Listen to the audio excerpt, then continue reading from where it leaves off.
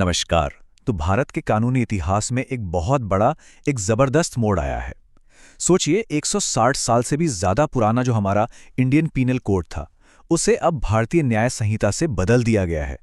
तो चलिए इसी नए कानून की सबसे पहली, सबसे बुनियादी धारा से समझते हैं कि आखिर ये बदलाव कितना बड़ा है।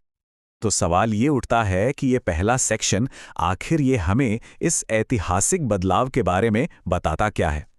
क्या ये सिर्फ नाम बदलने जैसा एक छोटा-मोटा बदलाव है या इसके पीछे कोई बहुत गहरी सोच है? चलिए इसी को समझने की कोशिश करते हैं। तो देखिए, सबसे पहला और सबसे साफ बदलाव जो नजर आता है वो है नाम में।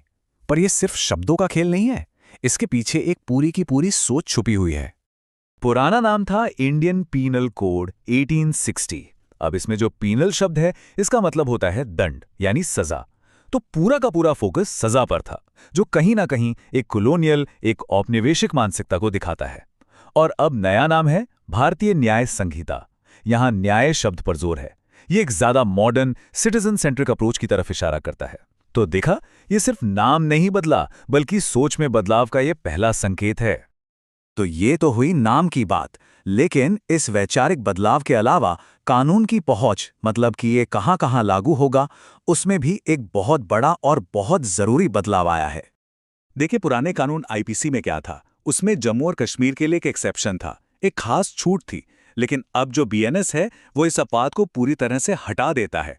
ये सीधे सीधे आर्टिकल 370 हटने के बाद जो राजनीतिक माहौल बना है, उसे दिखाता है और एक देश एक कानून वाली बात को और मजबूत करता है। तो अगर इसे संक्षेप में देखें तो क्या क्या बदला?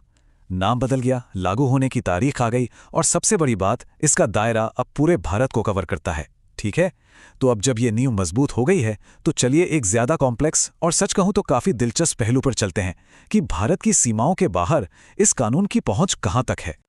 कभी सोचा है कि अगर कोई भारतीय नागरिक, मान लीजिए, किसी दूसरे देश में जाकर कोई अपराध करता है, तो क्या होगा? क्या हमारा भारतीय कानून उस तक पहुंच सकता है?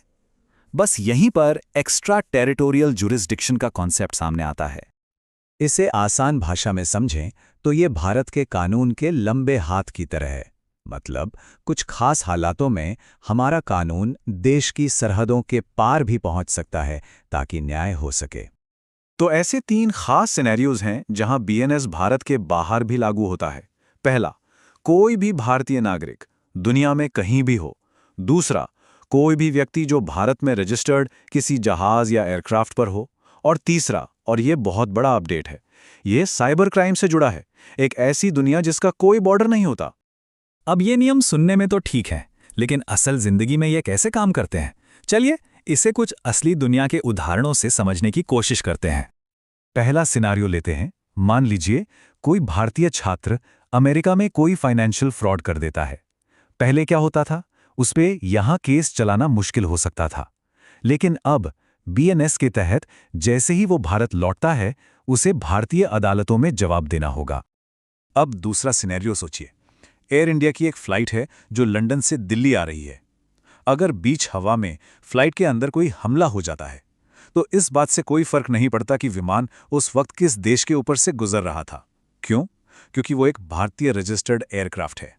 इसलिए बीएनएस लागू होगा और दोषियों पर भारत में ही कार्रवाई होगी। और अब आता है तीसरा सिनेरियो, जो शायद आज के ज़माने में सबसे ज़रूरी है। सोचिए कोई हैकर पाकिस्तान में बैठकर दिल्ली में मौजूद किसी सर्वर पर अटैक करता है। अब बीएनएस भारतीय अधिकारियों को उस हैकर पर भी मुकदमा चलाने का अधिकार देता है। ये साइबर सिक्योरिटी के लिहाज से एक असली गेम चेंजर है। तो हमने कई बदलावों की बात की, है ना? पर इनमें से सबसे ज़रूरी बदलाव कौन सा है?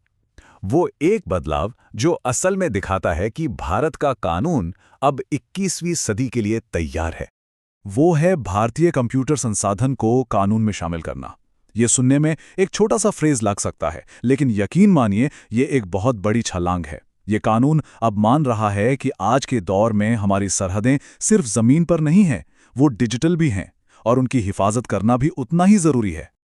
और आखिर में ये सारी बातें एक ही शक्तिशाली विचार पर आकर टिकती हैं कि ये बदलाव सिर्फ नाम में नहीं, बल्कि मानसिकता में है। ये इस सोच के बारे में है कि न्याय अब सिर्फ फिजिकल दुनिया तक ही सीमित नहीं रह सकता, उसे डिजिटल दुनिया को भी अपने दायरे में लेना होगा, उसकी भी सुरक्षा करनी होगी। तो सवाल यही है कि एक डिजिटल और एक यूनिफाइड भारत के लिए बनी ये नई कानूनी नींव न्याय के भविष्य को आखिर कैसे शक्ल देगी?